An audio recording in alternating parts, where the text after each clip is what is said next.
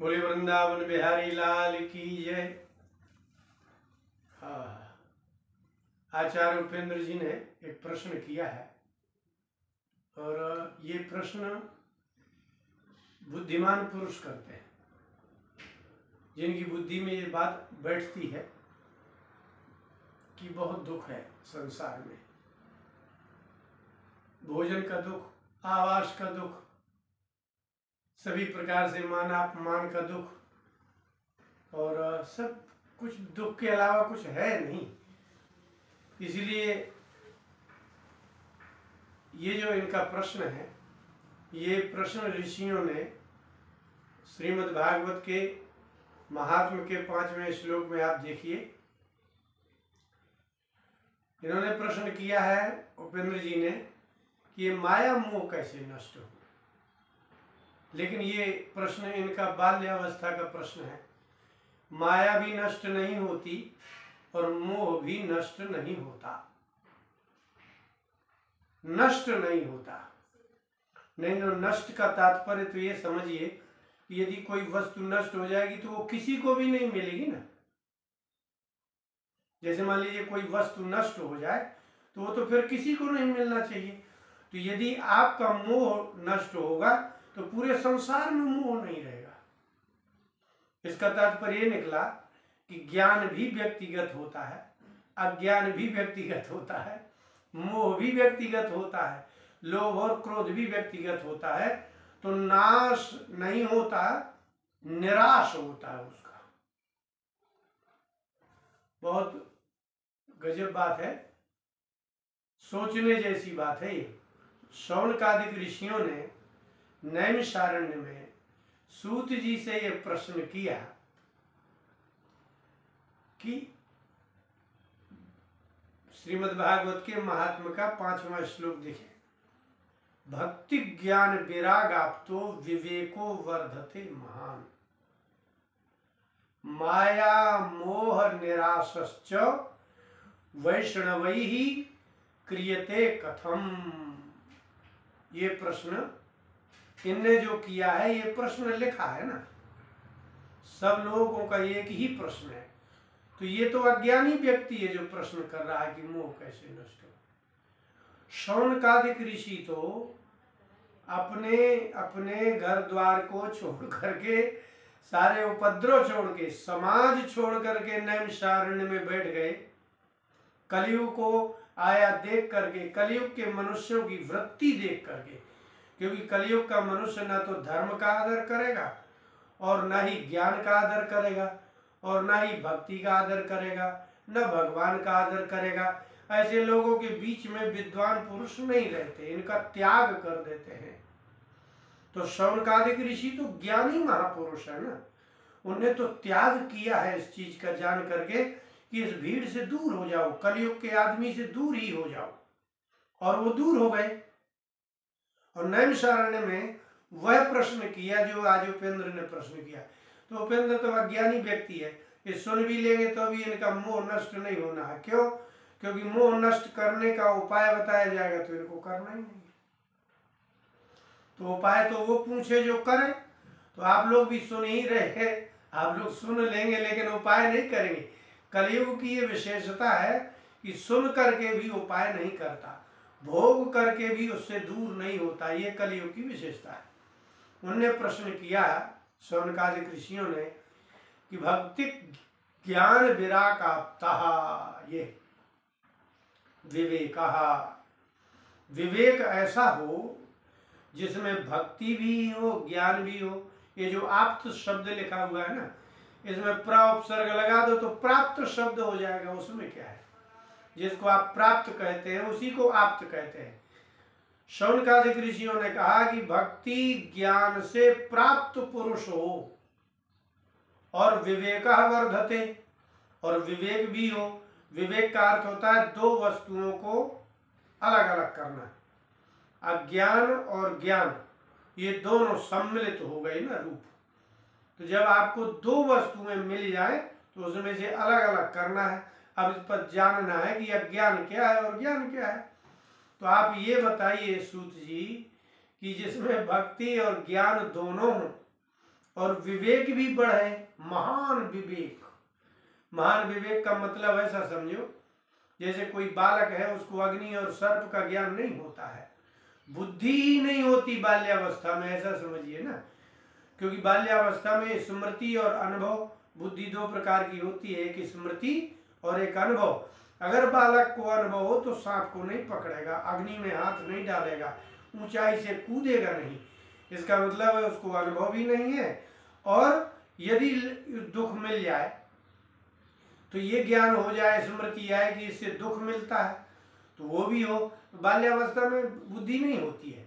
इसी प्रकार से कोई की कितनी भी उम्र हो जाए, जिस व्यक्ति को अपने दुख की स्मृति नहीं होती है, जिस व्यक्ति को बार बार दुख का अनुभव होने के बाद भी वही काम करता है जिससे दुख मिलता है, तो समझ लीजिए उसके बुद्धि नहीं है, उसके विवेक नहीं है। इसलिए शौनकादिक ऋषियों ने कहा कि विवेकः वर्धते महान्, ऐसा उपाय बताइए जिससे विवेक की वृद्धि हो और भक्ति ज्ञान विराग आता है, भक्ति और ज्ञान से प्राप्त हो। इसका मतलब मोह, एक तो ये बात हो गई बात। दूसरा इसमें प्रश्न ये हो कि माया मोह निराशश्च वैष्णवैः क्रियते कथम। प्रश्न ये है कि वैष्णव का मतलब ये है जो भगवान नारायण की उपासना करते हैं वो वैष्णव कहलाते हैं, जो विष्णु की उपासना करें वो वैष्णव। शौनकादिक ऋषियों ने कहा, शौनक जी बोले कि सूत जी आश्चर्य है, पूरा संसार जिस वस्तु के जिस आनंद के लिए भाग रहा है, एक वैष्णव जो भगवान का भक्त है वो क्यों नहीं भगता है?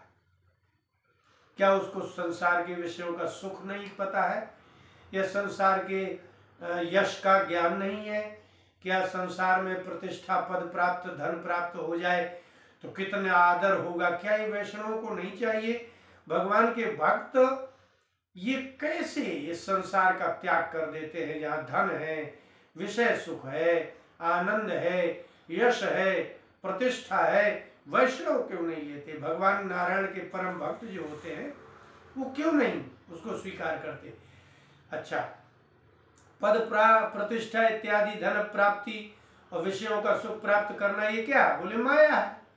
फिर माया होगी फिर क्या होगा? बोले मोह होगा। इसमें दो शब्द हैं। आपने पूछा है कि मोह का कैसे नाश होगा? मोह भर नहीं है ना, माया होगी तो मोह होगा ना, तो माया नष्ट होती नहीं है, सब जगह माया ही माया है। आप पृथ्वी में बैठे हो ये माया है, आप जल पी रहे हो ये माया है। मायाम तु प्रकृतिम विद्यात माइनम तु महेश्वरम। श्वेताश्वतर उपनिषद में कहा कि ये जो प्रकृति है यही माया है, और प्रकृति से निर्मित जो शरीर है वो भी माया कहलाया ना। अगर मोह का नाश होता है तो इसका मतलब आप शरीर की वृत्तियों से विरक्त हो जाएंगे। जब इसको कैसा खाना देना है, कैसे अच्छे कपड़ा पहनूं, अच्छे नहाऊं, ये करूं इत्यादि से मुक्त हो जाएंगे आप। तो वैष्णव लोग माया और मोह का निराश कैसे करते हैं, ये प्रश्न है। अब इसका उत्तर कहाँ मिलेगा आपको? इसका उत्तर मिलेगा श्रीमद् भागवत के प्रथम स्कंद के दूसरे अध्याय के 8वें श्लोक में इसका उत्तर है। देखिए, प्रश्न है महात्मा में और उत्तर है प्रथम स्कंद के दूसरे अध्याय के 8वें श्लोक में। अब सूत जी ने कहा कि शौनक जी ये बात तो सही है कि वैष्णव को क्यों नहीं ये संसार में आसक्ति होती, भगवान के भक्तों को क्यों नहीं होती है? तो उन्होंने कहा कि धर्मः स्वनुष्ठितः पुंसाम विश्वक्सेन कथा सुया नोत्पादयेद रतिम शर्म एव ही केवलम। शौनक जी, आप बड़े धर्मात्मा पुरुष हैं। एकमात्र धर्म का आचरण करने से माया और मोह का नाश नहीं होगा। आप सोचो कि मैं सवेरे 5 बजे 3 बजे उठ जाऊंगा, नहा लूंगा, धो लूंगा और संध्या बंदन और ये इत्यादि कर लूंगा तो माया मोह नष्ट हो जाए? नहीं, धर्म के साथ भगवान चाहिए। धर्मः स्वनुष्ठितः सुअनुष्ठितः धर्मः। अच्छी प्रकार से, माने आप जागृत जगने से लेकर के सोने तक प्रत्येक क्षण की शुद्धि अशुद्धि का खूब आप विवेचन कर लीजिए, खूब विचार कर लीजिए। एक क्षण भी अशुद्ध मत रहिए, एक क्षण भी अशुद्ध विचार मत करिए, एक भी बार अशुद्ध भोजन मत करिए, अशुद्ध स्थान में मत बैठिए। इसके अतिरिक्त यदि भगवान में प्रीति नहीं है तो वो धर्म मात्र परिश्रम ही है। आप कितना भी कर लीजिए, परम पवित्र श्वेत वस्त्र धारण करिए, गंगा जी में स्नान करिए, गंगा जी में स्नान करके बिल्कुल अपना पूर्ण धर्म का पालन करिए, गृहस्थ हो, वानप्रस्थ हो, संन्यास हो, ब्रह्मचर्य हो, लेकिन इस धर्माचरण में यदि भगवान कहीं नहीं है, मात्र धर्म ही प्रधान है, तो सूत जी कहते हैं जहां भगवान की सत्ता मान्य नहीं है, भगवान का भजन नहीं है, तो आप निश्चित समझ लीजिए कि वह श्रम एव ही केवलम धर्मानुष्ठितः पुंसाम विश्वक्सेन कथा सुया। भगवान का नाम है विश्वक्सेन। विश्वक्सेन माने चारों तरफ सेना है उनकी। आपके ये जो शरीर में आंख, नाक, कान, जिह्वा, त्वचा, हाथ, पैर, लिंग, गुदा, इन सब के देवता हैं और ये देवता ही भगवान की सेना है। आपके प्रत्येक क्षण आपकी बुद्धि में, मन में आने वाले विचार और क्रिया का प्रत्यक्ष वो ऐसे ही वीडियो बनाते हैं जैसे हम बना रहे हैं। आप बचने का आपके पास कोई उपाय ही नहीं है। आप एकांत में जाकर के भी अधर्म करिए और एकांत में जाकर के धर्म करिए, तो एकांत में किया गया धर्म भी फल देगा, एकांत में किया गया अधर्म भी फल देगा। इसलिए उन्होंने कहा ये कलयुग है शौनक जी, आप कितना भी धर्म का आचरण करेंगे तो शरीर पवित्र रहेगा, लेकिन मन कहीं ना कहीं कलयुग के गुणों से प्रभावित होगा और कुछ ना कुछ जरूर कुविचार आएंगे। तो यदि विश्वक्सेन कथा सुया, जो धर्म अच्छी प्रकार से पाला गया हो, लेकिन विश्वक्सेन भगवान में रतिम ना उत्पादित, यदि भगवत प्रीति होती, भगवान से कोई आपको लेना ही देना नहीं है, नोत्पादित रतिम, यदि भगवान में प्रीति नहीं होती तो श्रम एव ही केवलम। ऐसा समझ लो जैसे किसी लड़के ने सब कुछ कर लिया हो, बीएड, बीएससी, पीएचडी सब कुछ करके बैठा हो और नौकरी ना लगी हो, तो समझ लीजिए उसका परिश्रम ही मात्र रहेगा, क्योंकि उसकी विद्या से ना तो कोई धन आया, ना उसको पद मिला, ना उसकी प्रतिष्ठा हुई, तो मात्र क्या हुआ। तो जैसे पढ़ी हुई विद्या का यदि उपयोग ना हो तो वह निरर्थक नहीं होती, किंतु निष्फल होती है, मात्र परिश्रम ही कहलाया। इसी प्रकार से यदि अपने माया मोह का निराश करना है तो क्या करना होगा। वैष्णव लोग क्या करते हैं, वाणी गुणानुकथने श्रवणु कथायाम, वो अपनी वाणी से भगवान का नाम लेते हैं, कानों से भगवान की कथा सुनते हैं और हाथों से महात्माओं की सेवा करते हैं, गुरुजनों की सेवा करते हैं, पैरों को वहां ले जाते हैं जहाँ मंदिर है, जहाँ सत्संग है, और मन में बोले मन से उन्हीं का स्मरण करते हैं। इसलिए मन, बुद्धि और हाथ, पैर, ये सब माने ज्ञानेंद्रियां और कर्मेंद्रियों का उपयोग भगवत भक्तों के लिए और भगवान के लिए यदि होता है तो कलयुग में माया मोह की निवृत्ति होगी। और यदि ये नहीं हुआ तो आप जन्म जन्मांतरों तक भी एकमात्र नहाते धोते रहिए, तीर्थों में नहाइए, सब करिए, पर आपको भगवान से कोई लेना देना नहीं है, हृदय में प्रीति नहीं है, मंत्र जप नहीं है, महात्माओं का संग नहीं है, तो आपका माया मोह का निराश नहीं होगा। इसलिए माया मोह नष्ट नहीं होते, निराश होते हैं।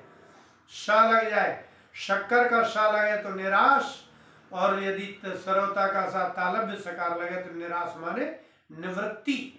इसलिए माया मोह का नाश नहीं होता, माया मोह की निवृत्ति होती है। तो भगवान की कथा श्रवण करिए, उनका मंत्र जप करिए, इसी से होगी। बोले वृंदावन बिहारी लाल की जय।